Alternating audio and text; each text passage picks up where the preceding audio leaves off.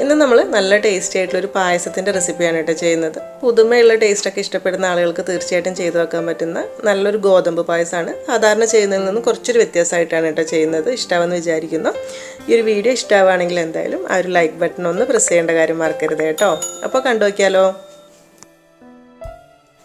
അപ്പോൾ ഈ ഒരു പായസം ഉണ്ടാക്കാനായിട്ട് നമ്മളിവിടെ 1/2 കപ്പ് ഗോതമ്പാണ് എടുത്തിട്ടുള്ളത്. ഗോതമ്പ് എന്ന് പറയുമ്പോൾ നുറുക്ക് ഗോതമ്പല്ല കേട്ടോ, മുഴുവനോടുള്ളതാണ്. ഹരീസിനൊക്കെ വേണ്ടിയിട്ട് നമ്മൾ പാക്കറ്റിൽ വാങ്ങിക്കുന്നില്ല, അതായത് ആ തൊലിയൊക്കെ മാറ്റി കുത്തി വൃത്തിയാക്കിയിട്ട് വരുന്ന ഗോതമ്പ് കേട്ടോ, അതാണ് എടുക്കുന്നത്. ആ തൊലിയോട് കൂടിയുള്ള വലിയ ഗോതമ്പ് എടുക്കരുത് കേട്ടോ, ഇതാണ് വേണ്ടത്. അപ്പോൾ ഇത് നമുക്ക് കുതിർക്കൊന്നും വേണ്ട, ഒരു 2-3 തവണ നന്നായിട്ടൊന്ന് കഴുകി വൃത്തിയാക്കിയിട്ട് ഇതുപോലെ എടുക്കുക. എന്നിട്ട് ഇനി വേവിക്കാനായിട്ട് പ്രഷർ കുക്കറിലേക്ക് ഇട്ട് കൊടുക്കുകയാണ് ചെയ്യുന്നത്. അത് വെന്ത് വരാൻ വേണ്ടി കുറച്ച് കൂടുതൽ വെള്ളം വേണ്ടി വരും കേട്ടോ. നമ്മളിപ്പോൾ 1/2 കപ്പ് എടുത്തിട്ടുള്ളൂ, വളരെ കുറവാണ്. അതിലേക്കൊരു 4.5 കപ്പ് വെള്ളം ഒഴിച്ചിട്ടാണ് ഇപ്പോൾ ഇത് വേവിക്കാനായിട്ട് വെക്കുന്നത്. ഗോതമ്പിൻ്റെ കുറച്ച് മേലേക്ക് എന്തായാലും വേണം, എന്നാലേ ചെറിയ തീയിൽ ഇരുന്നിട്ട് കറക്റ്റ് വെന്ത് കിട്ടുള്ളൂ. അപ്പോൾ ഇനി ഇത് അടച്ച് വെച്ചിട്ട് മീഡിയം ഫ്ലെയിമിൽ വെച്ച് കൊടുക്കുക. എന്നിട്ട് ഒരു വിസിൽ വന്നു കഴിഞ്ഞാൽ തീ നന്നായിട്ടൊന്ന് കുറച്ച് വെച്ചിട്ട് ഒരു 25-30 മിനിറ്റ് വേണ്ടി വരും കേട്ടോ. ചെറിയ തീയിലിരുന്ന് തിളച്ച് വെന്താൽ തന്നെ കറക്റ്റ് പാകത്തിന് വെന്ത് വരുള്ളൂ. അപ്പോൾ ആ സമയത്ത് നമുക്ക് വേറെ പണികളെടുക്കാം, പക്ഷേ ഇത് ചെറിയ തീയിലിരുന്നിട്ട് നല്ലോണം വെന്ത് വരണം. ഇപ്പോൾ നമ്മളത് വിസിലൊക്കെ വന്നു കഴിഞ്ഞ് കംപ്ലീറ്റ് പ്രഷറൊക്കെ പോയതിന് ശേഷം തുറന്ന് നോക്കുന്ന സമയത്ത് ഇതുപോലെ നല്ല ഉഷാറായിട്ട് വെന്തിട്ടുണ്ടാവണം. ഇനി വെന്തിട്ടില്ലെങ്കിൽ കുറച്ചുകൂടെ സമയം വേവിച്ചെടുത്താൽ മതി. വെള്ളം ഇല്ലെങ്കിൽ കുറച്ച് ചൂടുവെള്ളം കൂടെ ഒഴിച്ചിട്ട് വേവിച്ചെടുക്കുക. എങ്ങനെയാണെങ്കിലും നന്നായിട്ട് ഗോതമ്പ് വെന്ത് കിട്ടിയാൽ മതി. കാരണം ബാക്കി കാര്യങ്ങൾ ചെയ്യാൻ തുടങ്ങിക്കഴിഞ്ഞാൽ പിന്നെ ഗോതമ്പ് വേവില്ല. അപ്പോൾ അതുകൊണ്ടാണ് കേട്ടോ. ഇതിപ്പോൾ കുറച്ച് സമയം വേണമല്ലോ വെന്ത് കിട്ടാൻ. അപ്പോൾ അതുകൊണ്ട് തന്നെ നമുക്ക് നാളത്തേക്കൊക്കെ ഒരു പായസത്തിൻ്റെ അത്യാവശ്യത്തിനാണെങ്കിൽ ഇന്ന് രാത്രി, തലേദിവസം രാത്രി വേണമെങ്കിൽ വേവിച്ച് വെക്കാം കേട്ടോ, കുഴപ്പമൊന്നുമില്ല. നാശാവുന്ന പ്രശ്നമൊന്നും ഉണ്ടാവില്ല. ഇതുപോലെ അങ്ങ് വേവിച്ച് വെച്ചാൽ മതി. അപ്പോൾ ഇനി നമ്മുടെ പായസത്തിൻ്റെ മെയിൻ പരിപാടിയായിട്ടുള്ളത് പഞ്ചസാര കുറച്ച് കാരമൽ ചെയ്തെടുക്കണം. അതിനായിട്ടൊരു 1/2 കപ്പ് പഞ്ചസാര എടുത്തിട്ട് ഒരു പാനിലേക്ക് ഇട്ട് കൊടുക്കുക. അടി കട്ടിയുള്ള പാത്രം തന്നെ എടുക്കണേ, അല്ലെങ്കിൽ കരിഞ്ഞു പോകുന്ന പ്രശ്നം ഉണ്ടാവും. എന്നിട്ട് ഇതിലേക്കൊരു 2-3 ടേബിൾ സ്പൂൺ വെള്ളവും കൂടി ഒഴിച്ചു കൊടുക്കുക. എന്നിട്ട് ചെറിയ തീയിലിട്ടിട്ട് കാരമൽ ചെയ്തെടുക്കുക. അതായത് സ്പൂണൊന്നും വെച്ച് ഇളക്കേണ്ട ആവശ്യമൊന്നുമില്ല. പഞ്ചസാര കരിഞ്ഞ് നല്ലൊരു കളറാവട്ടെ. ചെറിയ തീയിൽ കേട്ടോ. തീ കൂട്ടി വെച്ച് കഴിഞ്ഞാൽ പെട്ടെന്ന് കളറ് മാറും, പക്ഷേ ആ ഒരു കാരമലിന് ഒരു കരിഞ്ഞ ടേസ്റ്റ് ആയിരിക്കും. അപ്പോൾ അതുകൊണ്ട് പ്രത്യേകം ശ്രദ്ധിക്കുക, ചെറിയ തീയിൽ തന്നെ വെച്ചാൽ മതി. ചെറിയ തീയിൽ എന്ന് പറയുമ്പോൾ ഒരുപാട് തീ കുറയ്ക്കൊന്നും വേണ്ട, ഒരു മീഡിയം ടു ലോ ഫ്ലെയിമിൽ അങ്ങനെ വെച്ചാൽ മതി. എന്നിട്ട് ഇടയ്ക്ക് ഇതുപോലെ ഒന്ന് കറക്കി കൊടുക്കുക. എന്നിട്ട് അത്യാവശ്യത ഈ ഒരു കളറായി തുടങ്ങുന്ന സമയത്തൊന്ന് ശ്രദ്ധിക്കാൻ തുടങ്ങുക കേട്ടോ. ഇങ്ങനെ ആയിക്കഴിഞ്ഞാൽ പിന്നെ പെട്ടെന്ന് കളറ് മാറും. ഒരു 2-3 സെക്കൻഡ് കൊണ്ട് കളറ് കരിയാൻ ചാൻസ് ഉണ്ട്. അപ്പോൾ അത്യാവശ്യം നല്ല കളറൊക്കെ ആയി വന്ന സമയത്ത് ഇനി ഇതിലേക്ക് നമ്മളൊരു 1.5 ടേബിൾ സ്പൂൺ ബട്ടറാണ് ഇട്ട് കൊടുക്കുന്നത്. ഉപ്പില്ലാത്ത ബട്ടറാണ്. ഈ സമയത്ത് ഗ്യാസ് ഓഫാക്കിയിട്ടുണ്ട് കേട്ടോ. ആ ഒരു ചൂടായിട്ടുള്ള പഞ്ചസാരയിലേക്ക് നമ്മൾ ബട്ടർ ഇട്ടിട്ട് ഇതുപോലെ നല്ലോണം മിക്സാക്കി എടുക്കുകയാണ് ചെയ്യുന്നത്.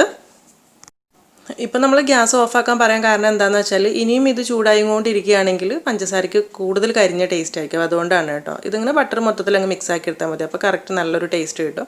ഇതിങ്ങനെ ഇതാവുന്ന സമയത്ത് ഈ ഒരു ബട്ടറും കൂടി ഇട്ട് മിക്സ് ആക്കുമ്പോൾ ശരിക്കും നമ്മളൊരു ബട്ടർസ്കോച്ച് മിഠായിയുടെ ഒരു ടേസ്റ്റാണ്. അപ്പോൾ അതുകൊണ്ടാണ് ഞാൻ ജസ്റ്റ് മിഠായി പായസം എന്ന് പറഞ്ഞു എന്നേ ഉള്ളൂ കേട്ടോ. അതായത് സാധാരണ നമ്മൾ കുറേ മുൻപ് നമ്മൾ ചാനലൊക്കെ തുടങ്ങിയ സമയത്ത് ഒരു കാരമൽ പായസം ഇട്ടിട്ടുണ്ട്, ഇതേപോലെ തന്നെ ചെയ്തിട്ട്. പക്ഷേ അതിൽ ബട്ടർ ഇട്ടിട്ടില്ല. ജസ്റ്റ് ഇതേപോലെ പഞ്ചസാര കരിച്ചെടുക്കുമ്പോൾ തിളച്ച വെള്ളം ഒഴിച്ചിട്ട് ജസ്റ്റ് ഒരു കാരമൽ പായസം. അപ്പോൾ ഇത് ബട്ടറും കൂടി ഇടുന്ന സമയത്ത് ശരിക്കും ഒരു മിഠായി ടേസ്റ്റ് അത്രയേ ഉള്ളൂ.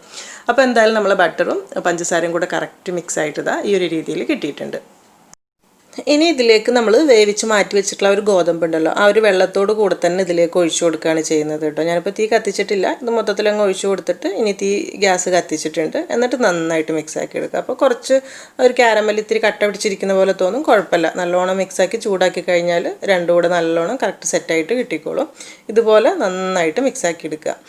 എന്നിട്ട് ഇനി ഇതൊരു 1-2 മിനിറ്റ് നന്നായിട്ടൊന്ന് തിളച്ചോട്ടെ കേട്ടോ. ഇത്തിരി ഒന്ന് കുറുകിക്കോട്ടെ, കാരണം ആ ഒരു കാരമലിൻ്റെ ടേസ്റ്റൊക്കെ നമ്മൾ ഗോതമ്പിലേക്ക് പിടിക്കണമല്ലോ, അല്ലെങ്കിൽ ഇപ്പോൾ ഒരു വെള്ള ടേസ്റ്റ് ആയിരിക്കും. അപ്പോൾ അതുകൊണ്ട് കുറച്ച് സമയം ഇതുപോലെ നന്നായിട്ടൊന്ന് തിളച്ചോട്ടെ. ഇത് തിളയ്ക്കുന്ന ഈ സമയത്ത് തന്നെ ഇതിലേക്ക് നമ്മൾ കുറച്ച് സാബുനരി വേവിച്ചതുകൂടി ഇട്ട് കൊടുക്കുന്നുണ്ട്. നമ്മൾ ചോരി ഉണ്ടല്ലോ, അത് ഒരു 2-3 ടേബിൾ സ്പൂൺ എക്സ്ട്രാ കുറച്ച് വെള്ളത്തിൽ വേറെ വേവിച്ചെടുത്താണ്, അതുകൂടി ഇതിലേക്ക് ചേർത്ത് കൊടുക്കുന്നുണ്ട്. അപ്പോൾ അതുകൂടെ ഇതിൽ കിടന്ന് രണ്ടും കൂടെ നല്ല കറക്റ്റ് സെറ്റായി ടേസ്റ്റ് കിട്ടിക്കോളും. അപ്പോൾ ഇതുപോലെ ഒരു 2-3 മിനിറ്റ് നന്നായിട്ട് തിളച്ച് കഴിയുമ്പോൾ ഒന്നങ്ങ് കുറുകിക്കോളും, ഒരിത്തിരി കട്ടിപ്പ് വെച്ചോളും.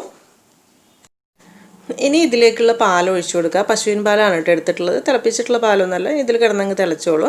അപ്പോൾ ഈ സമയത്ത് ഗ്യാസ് നന്നായിട്ട് കുറച്ച് വെക്കണം കേട്ടോ. എന്താണെന്ന് വെച്ചാൽ ആ തിളച്ചുകൊണ്ടിരിക്കുന്ന കാരമലിലേക്ക് ഒഴിക്കേണ്ട, ജസ്റ്റ് ഒന്ന് തീ കുറച്ച് വെച്ചിട്ട് അതിലേക്ക് ഒഴിച്ചു കൊടുക്കുക.